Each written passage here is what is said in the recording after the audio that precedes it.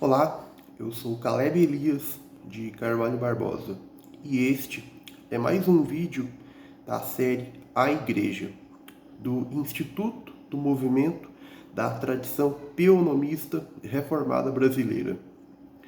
No vídeo de hoje abordaremos um tema fundamental para a vida e a santidade da Igreja, a disciplina eclesiástica. A disciplina na Igreja é uma ordenança divina e um dos meios pelos quais Cristo governa seu povo. Infelizmente, muitas igrejas contemporâneas negligenciam essa prática, resultando em comunidades espiritualmente fracas e permeadas pelo relativismo moral. No entanto, a disciplina não é um ato de vingança ou de severidade excessiva, mas sim um instrumento de amor e restauração, visando a glória de Deus e a pureza da Igreja. A disciplina eclesiástica é uma doutrina central no ensino bíblico sobre a Igreja, desde o Velho Testamento.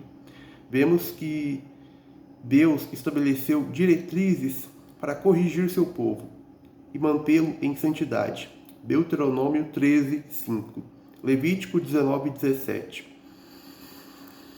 No Novo Testamento, Jesus e os apóstolos reafirmam esse princípio, demonstrando que a Igreja tem autoridade para corrigir seus membros, seja para sua restauração ou, em casos extremos, para a exclusão da comunhão. Mateus 18, 15 a 17. 1 Coríntios 5, 1 a 7. 2 Tessalonicenses 3, 6.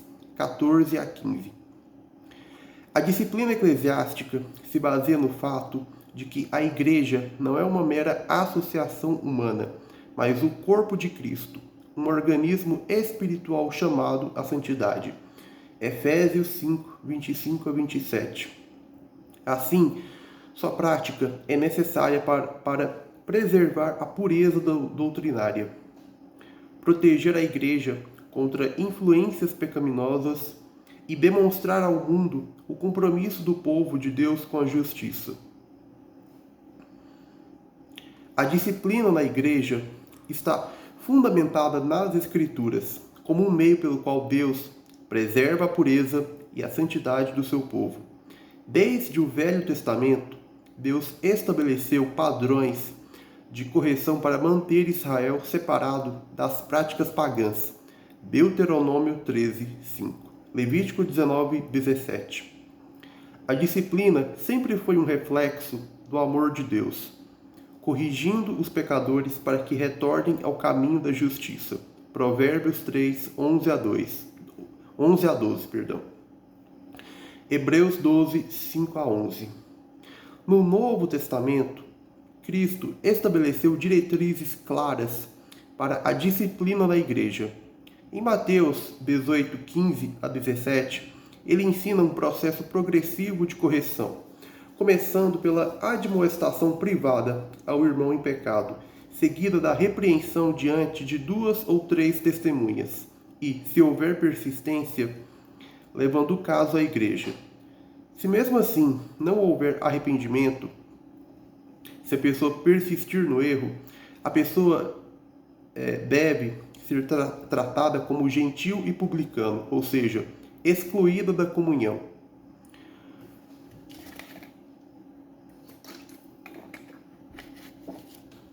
O apóstolo Paulo reforça essa doutrina em diversas epístolas. Em 1 Coríntios 5, 1 a 5, ele trata de um caso de imoralidade na Igreja e ordena que o pecador impenitente seja entregue a Satanás, ou seja, removido da comunhão, para que aprenda a temer a Deus e, se possível, seja restaurado. Em 2 Tessalonicenses 3, 6, 14 a 15, Paulo instrui os crentes a se afastarem daqueles que vivem de maneira desordenada. Ele também ensina que os presbíteros têm autoridade para repreender os que pecam publicamente. 1 Timóteo 5,20. A disciplina eclesiástica não se limita à correção de pecados individuais, mas também serve para preservar a integridade da doutrina e da santidade da Igreja. Tito 3, 10 a 11 ordena rejeitar hereges, depois de 2 admoestações. Judas 1, 22 a 23 exorta os crentes a salvar alguns com misericórdia, mas a tratar com temor aqueles que estão em pecado persistente.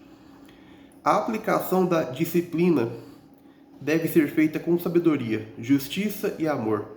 Seu objetivo não é humilhar o pecador, mas levá-lo ao arrependimento e restaurar sua comunhão com Deus e com a Igreja. Gálatas 6, 1, Tiago 5, 19 a 20. Alguns métodos incluem a admoestação pessoal. Quando um irmão percebe que o outro está em erro e o confronta amorosamente para que abandone o pecado. Mateus 18, 15. Gálatas 6:1.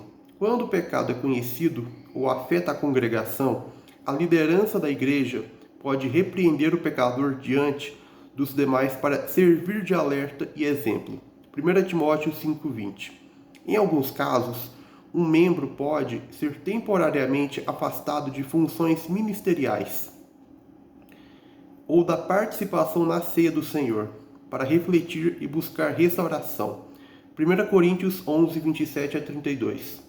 Se houver persistência no pecado e rejeição da correção bíblica, a igreja pode remover o indivíduo da comunhão formal. Mateus 18, 17.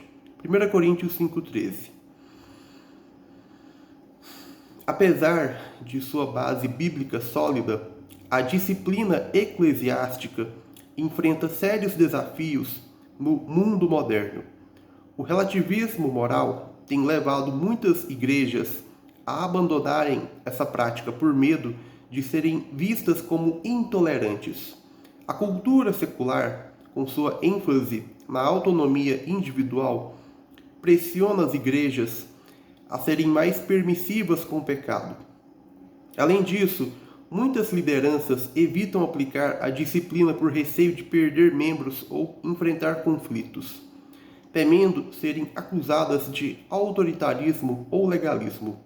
A falta de conhecimento bíblico contribui para essa negligência, pois muitos cristãos não compreendem a importância da disciplina e tendem a vê-la como algo opressor, em vez de um ato de amor e zelo pela santidade da igreja. O pragmatismo e o foco excessivo no crescimento numérico também prejudicam a aplicação da disciplina, pois muitas igrejas evitam confrontar o pecado para não afastar membros. Essa abordagem ignora que uma igreja sem disciplina se torna vulnerável ao erro, à imoralidade e à secularização, perdendo sua identidade como o povo santo de Deus. A tradição reformada sempre enfatizou a importância da disciplina eclesiástica como um dos sinais de uma igreja verdadeira, juntamente com a pregação fiel da palavra e a administração correta dos sacramentos.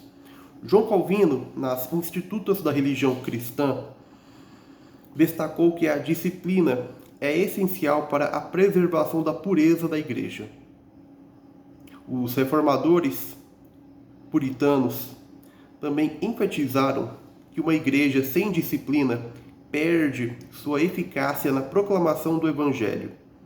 A igreja contemporânea precisa recuperar essa prática bíblica para cumprir seu chamado de ser coluna e baluarte da verdade. 1 Timóteo 3,15.